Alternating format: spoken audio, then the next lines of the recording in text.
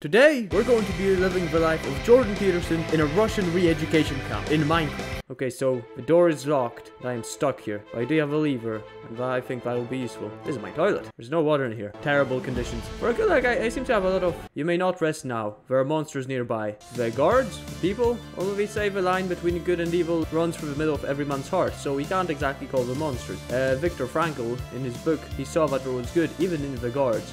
And even the most brutal ones could show inklings of goodness. But let's see. I've been locked down in the secret place, possibly a Russian base. That rhymes. I need to get out of here fast. They might want to kill me for the crimes I've committed. That's what happens in the Western world these days. You commit some thought crimes, you say a man is not a woman, you say that this is not beautiful when a woman is actually quite overweight or something. You get screwed for it. Maybe it's the toilet. Maybe the truth is somewhere in the toilet. I don't think so. What you most want to find will be found where you least want to look. I have to get out. I have to run. You thought you could escape so easily? Yes, I thought so, guard. No, Jordan B. Peterson has been tricked. 150 IQ and teaching at Harvard does not prepare you for this sort of situation. So that's it, huh? I can't get out, and I have to find a way. Where's the exit? Where's the way? I have to parkour out of here, it seems. Or do I? Oh, there's a secret button.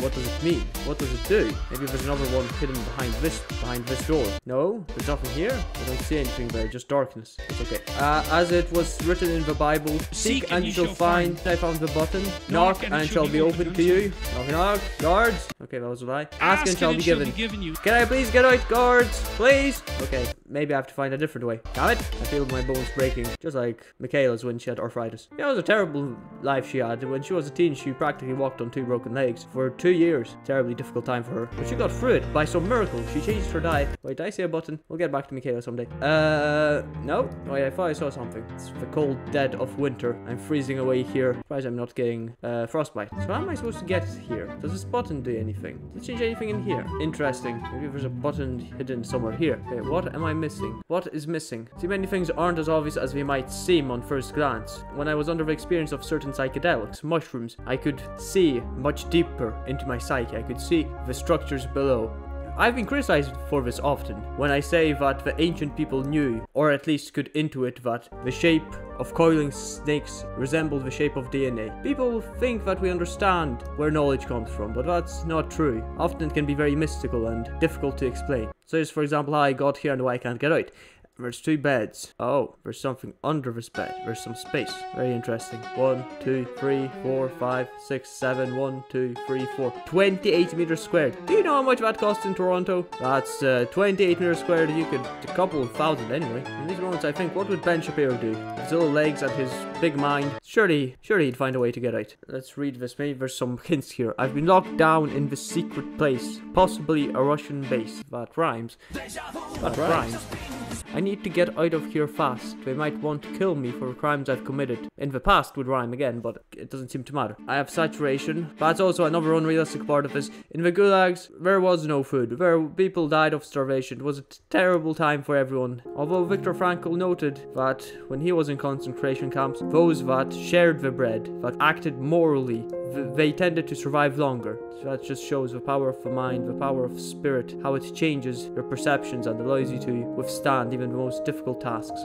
Frankl and Nietzsche and others have also observed in the past that he who has a why can bear almost any how, and as such, if we have enough purpose here, we would be able to get out, whatever the means necessary. Now, my main motivation to get out of here is to progress the story, but that doesn't seem to be the most easy thing to do. Something changed when I click this button. I click it, but I don't see any changes. Wait, maybe where can I get here quickly? I can get here, maybe here. Maybe there's something that will unveil itself in that black corner. The black corner, that's something that's in every man's heart, as we've said. There's no good without bad, there's no bad without good. You can find goodness and evil in every man's heart, contrary to how I can't find the button in this room or a way to escape. Maybe that's the idea. Maybe there's a button hidden on the walls. Blending in. That's what weak men try to do amongst feminists. It's all performative in some way. They act as their friends, the advocates, the white knights for the woman, hoping that through these actions they will gain sexual favors from the woman. Often that doesn't work because they are low status men, and sometimes they have to instead satisfy themselves for polyamorous relationships, which are generally unsuccessful because sometimes there's an attraction that develops between the woman and one of the other men, and so that leads to jealousy. what are we talking about? Buttons, commitment. Tammy and I have known each other for a very long time, and so our commitment is very strong. Our relationship is built on truth. Truth shall set you free. That's what I've learned, for example, from my interactions with my neighbor back in Toronto. He was an alcoholic, a tough man, a dangerous man. He was not someone you'd want to encounter in the middle of the night in his drunken states. Be it as it may, I had to do that. I couldn't avoid it, to be honest. I would stay at home and he would roam in and knock at my door and ask for money to feed his addiction once he spent all of his money. And initially I gave him money and he was content with that. But I felt this was the right solution, and so did Tammy. For he clearly had a problem and we were in some way facilitating it. And Tammy was scared anyway when there's this big man, 6 foot something, at your door in the middle of the night knocking and trying to sell you one of his paintings or perhaps a microwave. And so one night, on Tammy's request, I decided that it was time to let him know how I feel about all of this. So he knocked and I looked him in the eyes. He asked with his toaster in his hand, would I buy it? And I had to tell him no.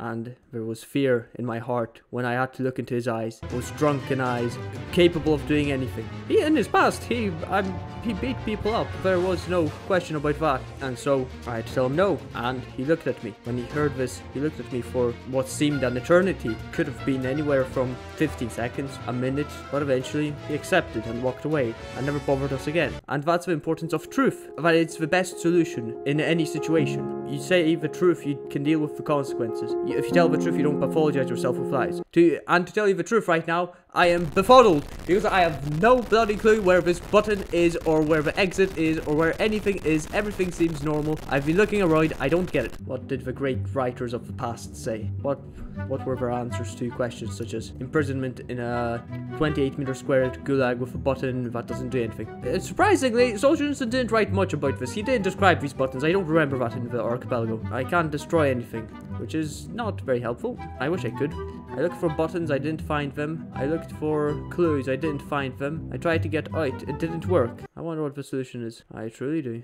See, what I just did there, this action, I was climbing the ladder. This is a metaphor for climbing the social hierarchy, socioeconomic ladder that men must climb. It is fair, it is how we choose the most competent men amongst ourselves. That is, men arrange themselves in hierarchies. And this allows women to choose from the top. They can choose the most competent men and with them build a prosperous future. It's not the easiest task, but all is life without a bit of challenge. Do you have anything better to do? For example, I, in my pursuit of goodness, am searching to get out of this gulag, because I will not be re-educated. Thank you very much. I know what I know. I am a tenured professor. I used to be tenured when they got rid of me. And so I will not succumb to this nonsense. Where is this button? Where is the exit? Where is the clue? Solzhenitsyn once said that to stand up for the truth is easy.